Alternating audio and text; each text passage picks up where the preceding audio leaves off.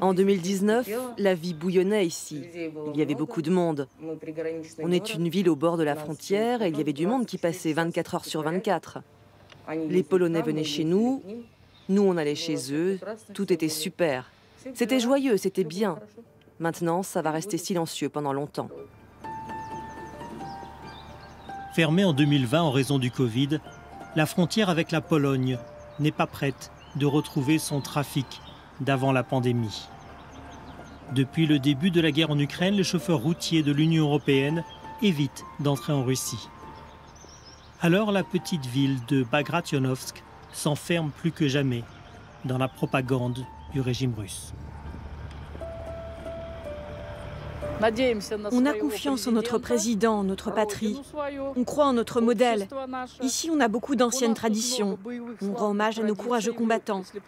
Si vous allez faire le tour de la ville, vous allez voir tous nos monuments aux morts, tant de lieux de commémoration.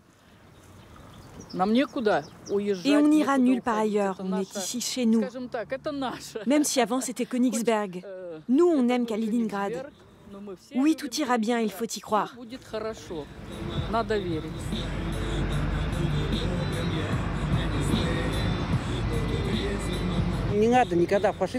Il ne faut jamais laisser monter les fascistes et les applaudir. Les Russes n'ont jamais attaqué, ils ne le feront jamais. Et tout ce qui se passe en ce moment en Ukraine, c'est la faute des Américains, les fascistes. Ce qui frappe en traversant l'enclave de Kaliningrad, c'est la présence de cette culture germanique. Le territoire qui s'appelait la Prusse orientale a été donné à l'URSS de Staline en 1945. Tous les civils allemands, environ 500 000, ont été expulsés manu militari vers l'Allemagne, remplacés par des soviétiques victorieux. Königsberg est devenu Kaliningrad, en hommage à un des dirigeants de la révolution bolchevique. Le palais des soviets, qui n'a jamais été terminé depuis les années 80, est devenu un symbole à la mode d'aujourd'hui. Comme dans toutes les grandes villes de Russie, on y croise une jeunesse très influencée par l'Occident. C'est pour ce public que Oksana Akhmayeva organise des festivals. Pour avoir manifesté contre la guerre, elle a été condamnée à une amende et quelqu'un a apposé un autocollant sur sa boîte aux lettres où il était écrit « Ici habite un traître à la patrie ». Aujourd'hui, quand je regarde les gens autour de moi, je me demande, mais à quoi pensent tous ces gens qui passent à mes côtés? J'aimerais qu'il soit préoccupé par tout ce qui arrive, qu'il ne reste pas indifférent. C'est ici le cœur touristique de Kaliningrad.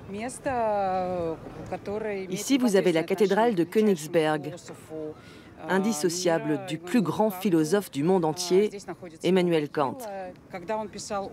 C'est ici qu'il y a son tombeau. Quand il parlait de la règle morale, il voulait avant tout souligner que l'homme doit rester humain. Il doit respecter les autres. Il doit être bon. Voilà.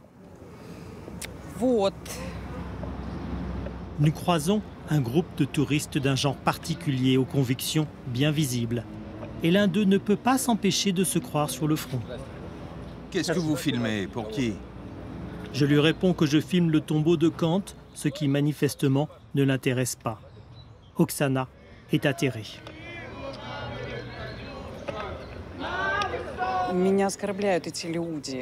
Pour moi, c'est une offense. Ces gens m'offensent. C'est humiliant pour la dignité de ma ville.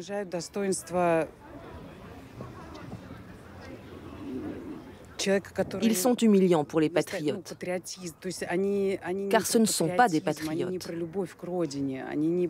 Ce n'est pas ça l'amour de la patrie, ni l'amour de la terre. C'est une offense absolue.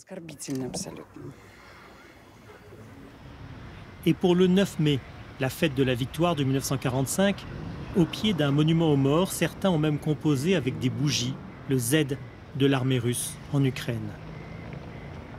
Mais cela ne choque personne dans ce village où la vie continue, comme si de rien n'était.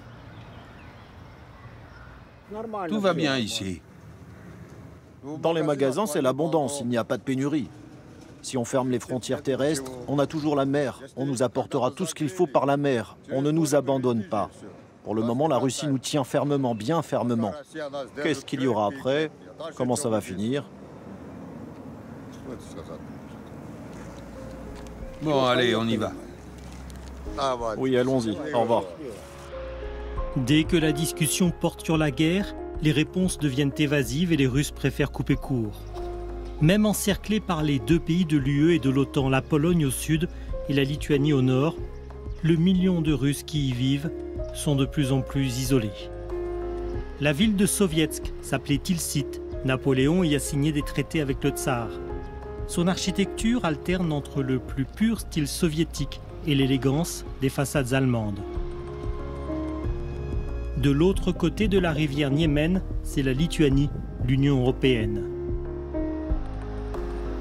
Les immeubles sont moins entretenus que l'exposition d'armement qui conditionne la population dans un mélange de fierté et de tristesse. Mais il y a aussi des Russes qui ont encore l'énergie de sourire et d'espérer des jours meilleurs. Bien sûr que c'est bien dommage que les frontières soient fermées. On ne peut plus aller rendre visite à nos amis. Oui, tout ça c'est triste. On comprend très bien ce qui se passe, la situation. On veut la paix. Nous, on a déménagé ici à Kaliningrad pour pouvoir découvrir l'Europe. Avant, on habitait dans l'Extrême-Orient. On a fait le tour de toute l'Asie. On adore voyager. À cause de toute cette situation, on est préoccupé. Vous comprenez, on vit tous aujourd'hui avec ce sentiment, l'inquiétude. Tout le monde voudrait que cela se résolve au plus vite. La Russie est un très grand pays. Et l'histoire a déjà montré à plusieurs reprises qu'il ne vaut mieux pas se quereller avec nous. Mais ce n'est pas nous qui décidons. Impuissants face au pouvoir, plutôt que de subir et de souffrir, certains s'enferment dans leur univers. C'est le cas d'Igor Ivanov, ancien champion du RSS junior de vélo. Il a installé son atelier de réparation à quelques centaines de mètres de la Lituanie, où il ne peut plus aller se balader. Moi, je suis resté un soviétique, en dépit de tout. Plus qu'un Européen, je suis un soviétique. Je rêve d'aller voir le Tour de France, mais ça reste un rêve. Là-bas, c'est la Lituanie. Oui, mais pour moi, ce n'est pas l'Europe. Pour moi, la Lituanie, ça reste un pays de l'ex-URSS. J'allais là-bas à vélo pour m'entraîner. La frontière était ouverte, les amis. En ce moment, j'entends les rossignols, je regarde les tulipes, je vois les fleurs, mais je ne suis pas dupe. Il n'y a que le sport qui m'intéresse. Mais en ce moment, à la télé, on ne voit que des compétitions passées ou des championnats qui se déroulent à l'intérieur du pays.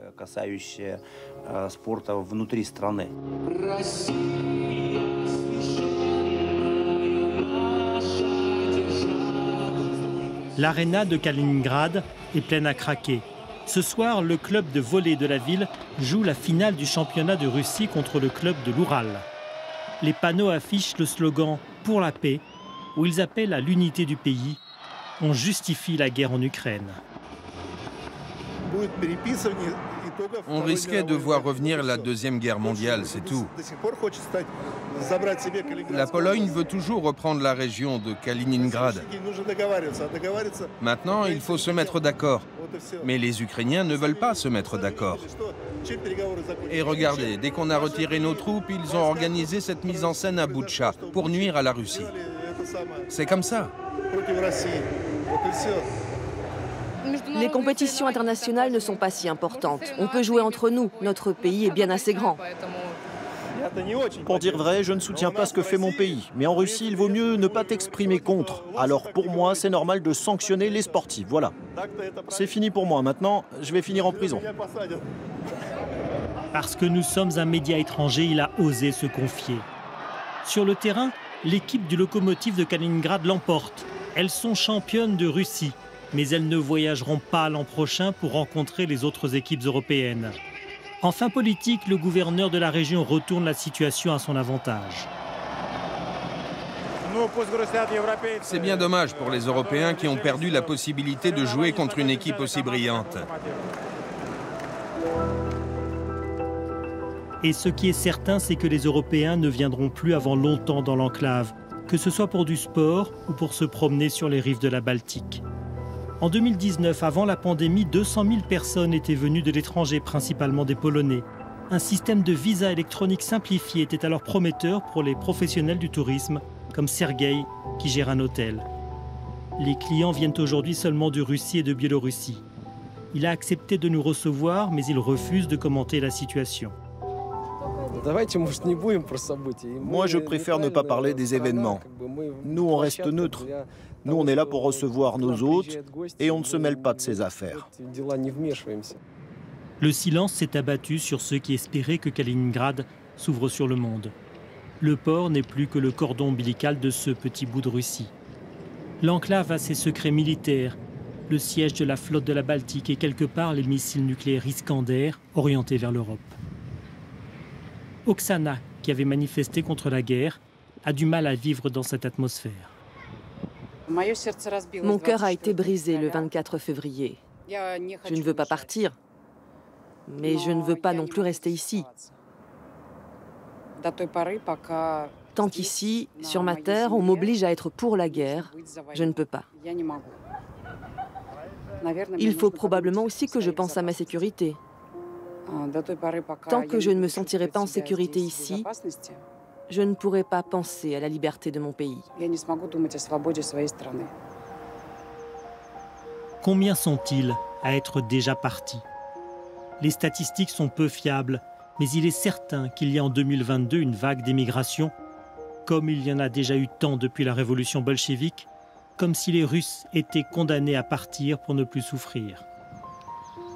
Dans les cimetières de l'enclave de Kaliningrad, les glorieux combattants de la Grande Guerre patriotique sont rejoints par les victimes de cette honteuse guerre.